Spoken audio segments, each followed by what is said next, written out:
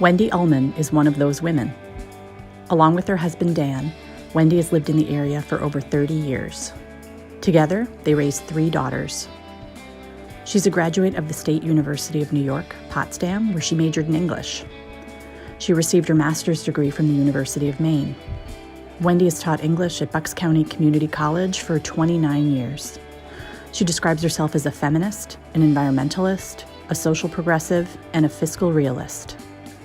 She is a candidate for the Democratic Party's nomination for state representative in the 143rd District. This is her first time running for elected office.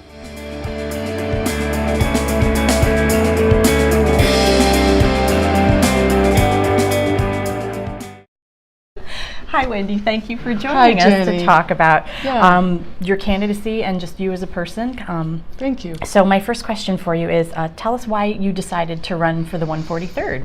Well, I'm sure that everyone who's been paying attention was outraged and incensed when Donald Trump was elected. Everyone was on fire, so I'm not going to claim that particular niche. What made me run is, I have to back up a little bit. Mm-hmm. When the Senate Bill 3 was passed in December of 2017, which is only a few months ago, that was the bill that would have made Pennsylvania among the most restrictive for abortion. My comfort level was sitting in the background, supporting, voting, doing some low-level civic engagement. Exploded. I said, no. Mm-hmm. This has to go. And so I thought, I will support whoever is running in the 143rd because we have to get a Democrat to help out Governor Wolf. Without his veto, it would have passed. And he is under assault every time he turns around because of the makeup of the House and the Senate. But there was no candidate. Mm-hmm. And so I kept waiting, somebody's going to come along. And when I first talked to them, I said, look, if you can't find somebody, I'm in. I understand how to work in committees. I understand how to scramble. I understand how to learn. And I certainly have the passion and commitment. And when nothing happened, I just said, okay, I'm in. Mm-hmm. I sort of was raised in a tradition of citizen involvement. Mm-hmm. It's kind of cheesy to say it, to connect it to military service, but all my forebears have volunteered in times of war, all the men. Mm-hmm. My mother was like, she watched for enemy planes as a high school student. I don't think she ever saw one, but my uncles, my father, my grandfather, my great-grandfather was a Civil War veteran. So it was a sense of, when your country needs you, you step up. Mm-hmm. I'm like, okay, okay,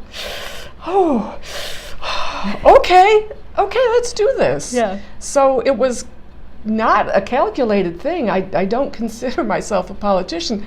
I consider myself a citizen who knows that service is necessary. This is something I can do, something I believe in, and my confidence in my message and in my ability has grown. And now I'm like, okay, good thing I did that instead of sitting on my hands, because I've got a plan, and I think I can execute it. So that's my plan. What's been the most positive thing on the political policy landscape that you've been a part of or witnessed, and then what is in the last 18 months? And then what would you say is the lowest point? What would you say is like the apex and the nadir of what you've been a part of in the last 18 months, or what you've seen? In terms of the emotional and optimistic positions, it has not been coming from the legislature. Mm-hmm. It's been the student marches, it's been the women's marches, it's been citizens, mm-hmm. it's been human beings, it's been people of goodwill with good energy coming together to make a change. And they have been leading these somewhat reluctant politicians. And the students' march and meeting those kids, meeting some of the Penridge 225, I was like, yes, I remember how this works. Mm-hmm. This is actual ground roots, civic engagement, driving legislature, engaging in change. I was a student activist 100 years ago in the 70s, mm-hmm. and it was really enlivening. Mm-hmm. And that is not coming from the legislature. It's coming from the grassroots, and I'm proud to help support it. I'm proud to be part of it, and it gives me optimism that there's really something that will happen quickly, not just at the extremely glacial rate of legislation in Harrisburg. Mm-hmm. Low point, realizing, this may not be the lowest, but it's vivid right now. Low point is realizing that the Penn East pipeline debacle is still crunching along, and despite legal obstacles, it looks like the forces of the natural gas industry are firmly ready to go, and you can almost hear bulldozers chugging in the background. Mm-hmm. Not everything has been exhausted. There hasn't even been a clear commitment, or a clear recognition that it has to be built. There are serious considerations that there is adequate pipeline supply. Mm-hmm. That in fact they're just going to build it because they've got the window of opportunity. They're going to put it in, and they don't even need it. And there are legal obstacles that have not been met. But as I understand it, they are preparing to begin clearing for the pipeline in areas where eminent domain conditions have not been fully resolved, which mm-hmm. is outrageous. There's citizens hiring lawyers, little townships hiring lawyers, fighting tooth and nail, trying to pull together enough. Again, it's civic engagement. Mm-hmm. They are trying to defend themselves against something that big business is steamrolling, and I don't know if they can stop it. Mm-hmm. I mean, once you clear cut to put down a pipeline, you can plant some seedlings if it turns out to, oops, we didn't do that after all. You've just ruined acres and acres of forest land, and mm-hmm. you've built roads that didn't have to exist. For at least a generation, right? Because it takes time, yeah. So that may not be the lowest, but it certainly is the one that's vividly in my mind, because mm-hmm. I was just talking to some folks up in Riegelsville, and they're scrambling, but I don't know if they can be. I don't know if it can be stopped. Mm-hmm. They don't have the will of the legislature to support them, which is again, mm-hmm. we're relying on citizen energy. Leaders should lead, mm-hmm. not be sort of forced from behind, mm-hmm. in my opinion. Yeah, interesting. And I didn't really know too much about, it's an interesting challenge that's facing the northern part of the mm-hmm. District that, right. We didn't necessarily know about down here at the bottom. Tell us about your family. Like, what was your upbringing? Besides obviously having a military legacy. A military legacy in terms of, okay, they all signed on, and then they all went back to civilian life, and that was the end of that. Mm-hmm. I was raised in a middle-class family, central New York, moved around a lot. Our family home base was a little cabin up in the Adirondacks, and I think that's where I still call home, because mm-hmm. I didn't anchor in at different areas. We spent summers there. Mm-hmm. Literally, I would take off my shoes the first day we got to camp after school, and I wouldn't put them back on till it was time to go get some new school clothes. Mm-hmm. Neither of my parents went to college, although in their generation, they and their older sibs didn't, and their younger sibs, there was enough money for them to go to mm-hmm. college. I was one of 4 children. raised in a Republican family, and this is kind of an uncomfortable thing to talk about. I've puzzled about it a lot. My brother and I, who are the two older ones, we're pretty liberal. We are thoughtfully socially inclusive, thoughtfully not racist. My father was a good man, but he's a racist. He was a man of his time. My mother was a good church lady, so she was on church principles, not racist, but plenty of baked in insensitivities and just assumptions about races and what does and doesn't matter. And my two younger sibs, who like 4 children, same parents, a few years separating, it's really disturbing to me, especially as, well, no, even then, they're kind of racist. And it's really sad, and it's really horrifying. And as the Trump reign of terror has rolled in, really huge schisms have broken away where it gives me insights into what good people are thinking that come up with really odd conclusions in my book. But that's my family background. It's really I think a lot of people are probably facing that sort of division within their own families, but it's an interesting perspective. Yeah. It's a good way to look at it, that it gives you perspective on where they're coming from. I mean, I love my family, but understanding them is a puzzle, and understanding the people of the 143rd is going to be a similar puzzle, because how can you follow the same trajectory and then have sharply deviations in perspective? So it's something that's, you know, we all went to college. I went to SUNY at Potsdam. I went to graduate school at the University of Maine. Then, well, no, do you want the whole story? No, whatever, however you want to Okay, let's go just into it. roll We're with here, this. you know. I met my husband at a bar when we were in college. The drinking age was 18. It's okay. And we married less than a year later. We've been married for 44 years, which is somewhat flabbergasting. And that's sort of the early tragectory of who I am and how I've come this far. Yeah, and you raised 3 daughters in the area? And Yep, we moved here after, we lived in Maine for a little bit, but finding employment for my husband was an issue. We moved here, and we've been here ever since. We have 3 daughters. They're grown, they're independent, they're accomplished, they're strong. They're women that I'm very proud of.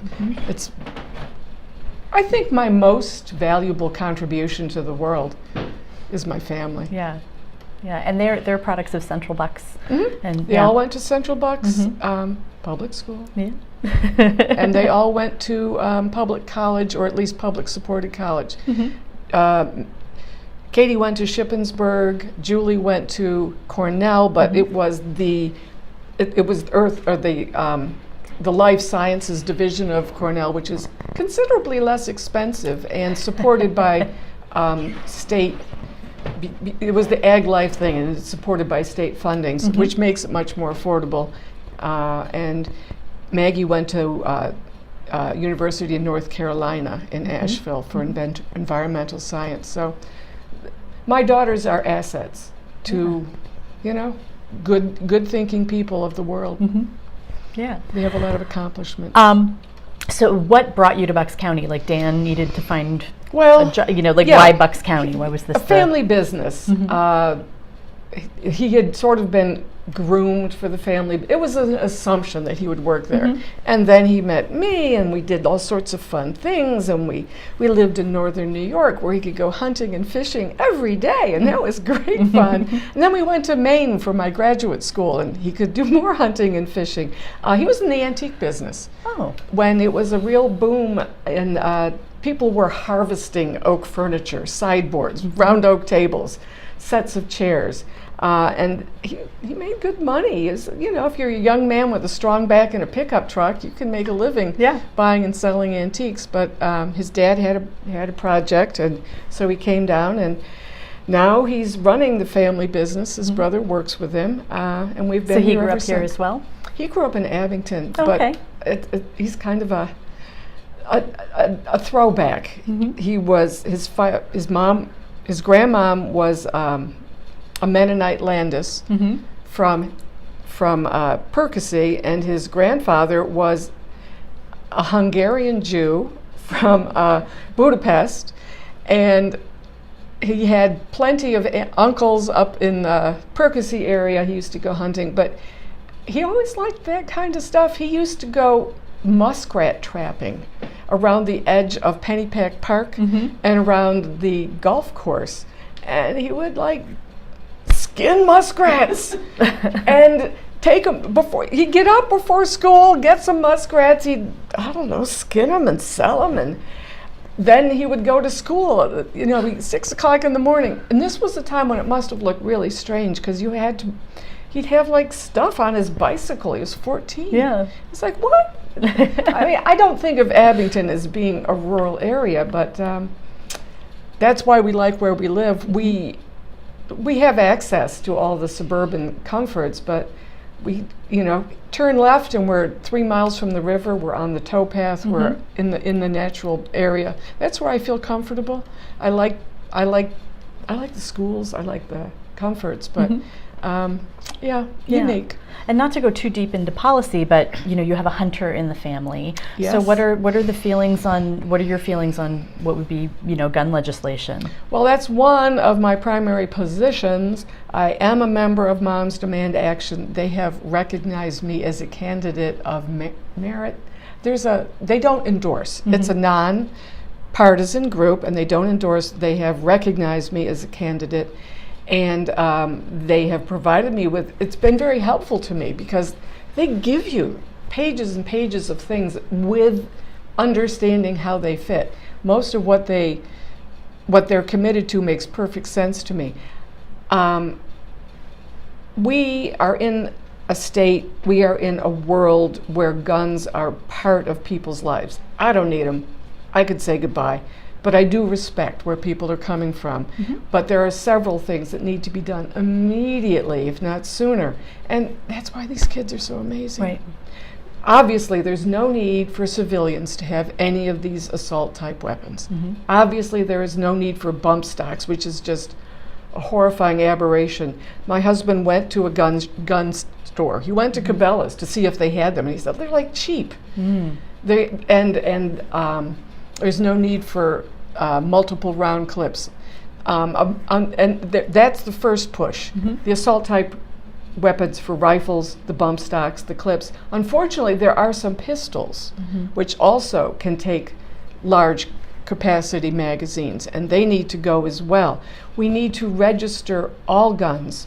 And it's not coming from the federal government, so it's got to come from states in a patchwork because if we wait for the federal government, it'll be who knows when.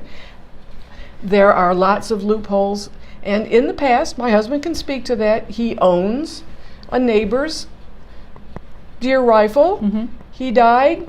She knew he hunted. You want to buy the deer rifle? Sure, So it just moves from one house to another. There's no registration. There's no trail. One of my daughters has my father's shotgun. Another of my daughters has the other grandfather's deer rifle. There's no trail of this. How are police supposed to know if they come to a house, if there are weapons in the house? We need to first point of sale, including gun shows, including neighbors, including anything. It's not invasive. You register it. I think you could collect a fee, a small fee. I have to register my boat trailer every 2 years, $6. What? Because it's a deadly weapon? Yeah. No, because you have to keep track of stuff. Digging deeper, and this is one thing the NRA is extremely resistant to. And I think I understand how it works. Digging deeper, we have to register all guns, and they are really, really concerned about that. That's one of the things that really pushes the NRA button. But I think we need to have some kind of way to keep track of firearms. Yeah. Otherwise, there are way too many leaky spots where guns are going to be here, there, and everywhere. If there is registration required, then there's immediate ways to confiscate. That's going to be essential, and that's going to be a real tussle. Yeah. I think we can get some of the more common sense ones. I'm trying to think there's something else that raising the age for ownership to 21, I think, is a good idea. I think that and this is not in moms, but I think that requiring some kind of hands-on training for handguns, that's where I think people get into the most accident fatalities and accident injuries is with handguns. I don't like them, but I think that we have to have training. There are a lot of things you have to have training for, including running a snowmobile. You have to have a licensure for running a snowmobile. You have to have licensure for running individual watercraft. You have to have a driver's license. There's just, it's a very simple precedent. If you think it's complicated and tricky and somebody could get hurt, you should get a license. Right. You have to have hunter safety, or you cannot get a hunting license.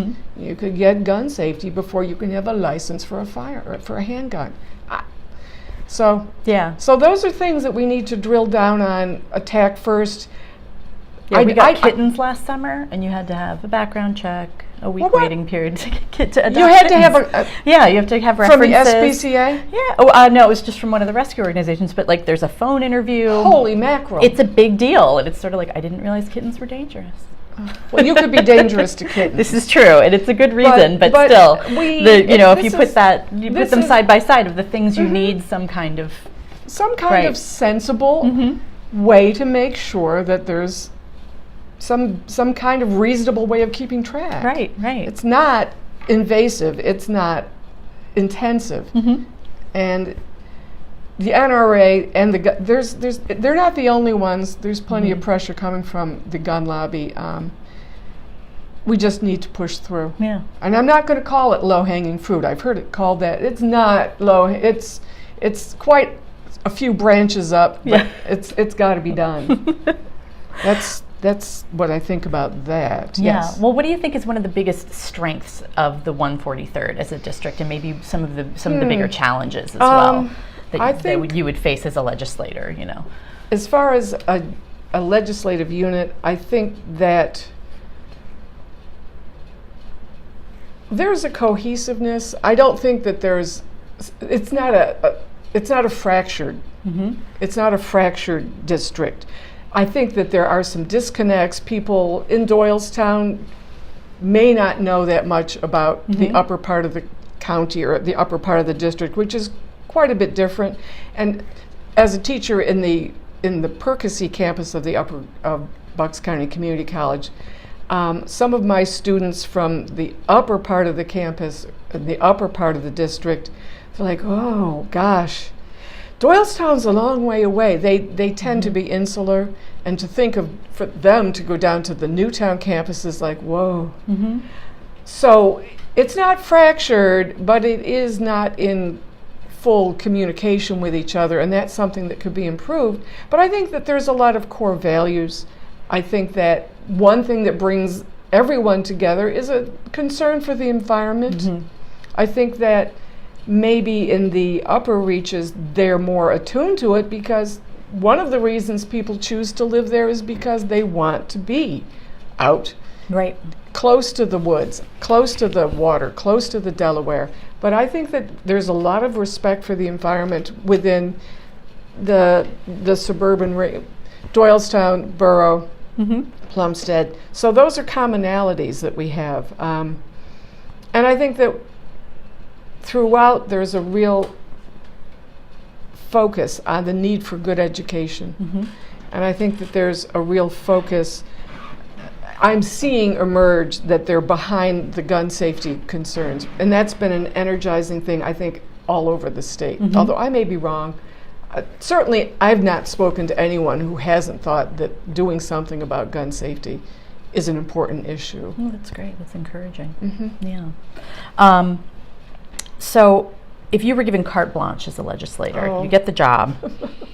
What is the one thing that they say you can bring something to the floor? There's some kind of legislation. What do you think would be your focus if you could just choose something and push it forward? Well, Gosh, I have a very long You could have list. a little hierarchy of your I top could have three a if you'd like. hierarchy. I don't want to. Okay. Within women and family, I'm going to give you some quick ones. we need to do something. This is low-hanging fruit. Go for the low-hanging fruit first. Yeah. We need to do something about paid family and medical leave. It's not going to cost a lot of money. It's going to make a tremendous difference for a tremendous number of people. It's not a hard thing to do. We should also start working to phase in $15 an hour minimum wage.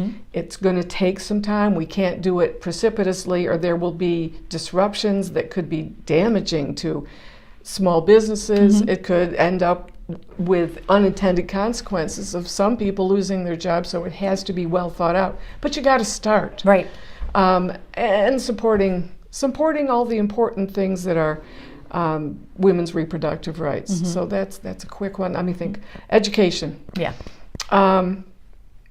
We need to reverse the trend of less funding. Actually, Governor Wolf's latest budget, the one before this and this one, bringing funding back to education. And you mean like public schools? Public schools. Yeah. Public schools, but dipping down into beginning to initiate funding for pre-K.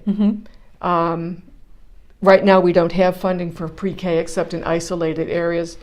We need to have funding for public schools. We need to have funding for for 4-year and 2-year colleges and universities. The tuition rates at 2-year and 4-year colleges is like well below the national average. We pay more tuition. Our kids are suffering. My students suffer genuine hardship just to pay tuition for a community college. And the money is there. It's just not well distributed, so that needs to happen. And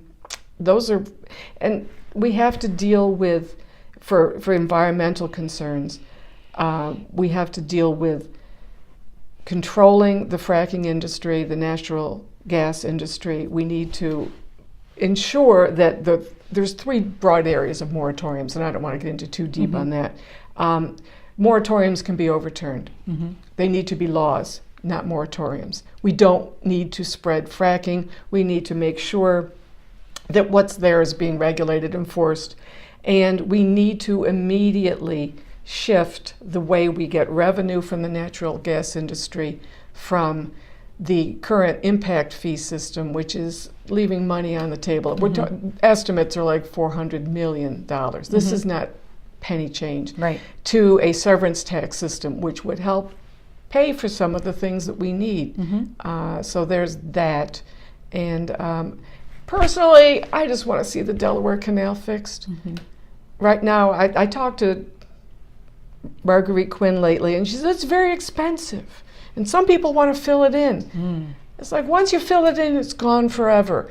Every month, it deteriorates further until we get water back into it. So those are some quick bullet I remember points. actually the first time I met you several months ago, you mentioned the Delaware Canal. That's been Well, they put a little, I don't know what it's called, a very cute, it looks like a big Tonka toy. They put a big Tonka toy next to a blowout, and they have some sandbags, but then they move the Tonka toy, and they haven't fixed the blowout. And there's still no water, and the fish died. So... and it's something that impacts our I think our world, our little world. Maybe here, there's not a dollar value to it in terms of wow, it costs money. It's an invaluable resource, and you don't necessarily have to have a dollar value attributed to it. It could be a source of tourism. It could be a source of the economy.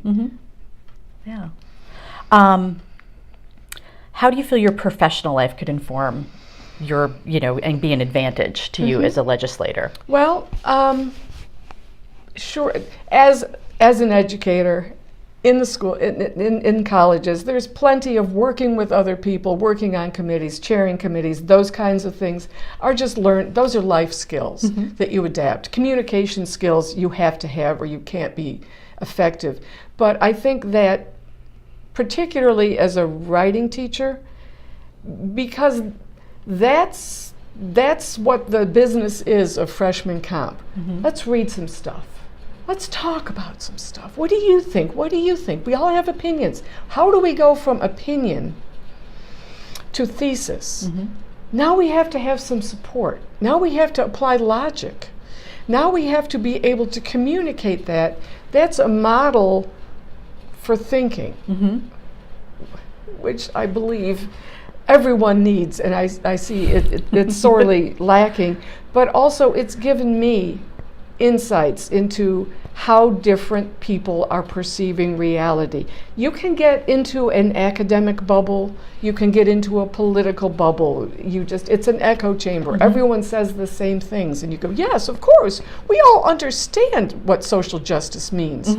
Well, I think I understand what social justice means, but I'm not so sure that everyone does. I think that some of the assumptions that we've made are specious. They're based upon wishful thinking, and it makes me understand how people can see a situation and come to a really unexpected conclusion. Just as we were blindsided by Donald Trump being elected, there are a lot of people who care. They're good people who care, who are not seeing things the way we are, and being able to understand that will allow me to find common ground, reach out and understand so that I can, get elected. Right. It's one thing to feel like I'm righteous and have the answers. It's another to be able to understand other people's positions and convince them that I have the answers, that I speak for them, that I'm not just speaking within the Democratic echo chamber that many of them have grown to distrust with some reason. And having an intimate knowledge, student after student, year after year, class after class, is really, I feel like I know a lot of different ways of seeing perspectives. And I think that's an asset, because even if we bring a lot of people to the State House with the blue wave, we still got to talk together. We've got to be effective together. We've got to legislate together. Yeah, that was something I was going to mention. It's still there's still a... You still have to reach across party lines to make connections, to understand where we can, either through compromise or persuasion, make change. Right now, it's a bottleneck. It's a train wreck. And without those skills, without that basic core insight, it's just going to be bubble voices. Yeah. Echo speak. So last question. What advice would you have for other women who are seeking political office? Do it. Yeah. Just do it. You have to know yourself. You have to know your life circumstances. You have to know your skill sets. There's something that is really hard about putting yourself out there, about sucking it up, being the person who can articulate and speak. Not everyone has that skill set, and I'm not saying I have the most polished skill set. You have to have certain assets, but once if you have those assets, there are people who want you to succeed. There are people who will help you. And my hope is that there will be mentors who will bring young women along, middle-aged, old women. I could use a mentor. It's been tough. But do it. Do it at whatever level you feel comfortable. Do it at whatever level that you can make a change. That's what this is all about. We need to make a change. We need to shake things up. We need to challenge the status quo. And in some ways that includes pushing the way the Democratic Party has worked. It needs to make some adjustments. It needs to be more inclusive of women's perspectives. And the first thing to do is to just stand up and say, I want to talk to you. There's something I think I can do. If some women, my generation, but maybe yours as well, have waited to be asked. Don't wait. Don't wait to be asked. You know yourself better than anyone else. To find out more about Wendy, to volunteer for her campaign, or make a donation, visit her website at wendyullmann.com.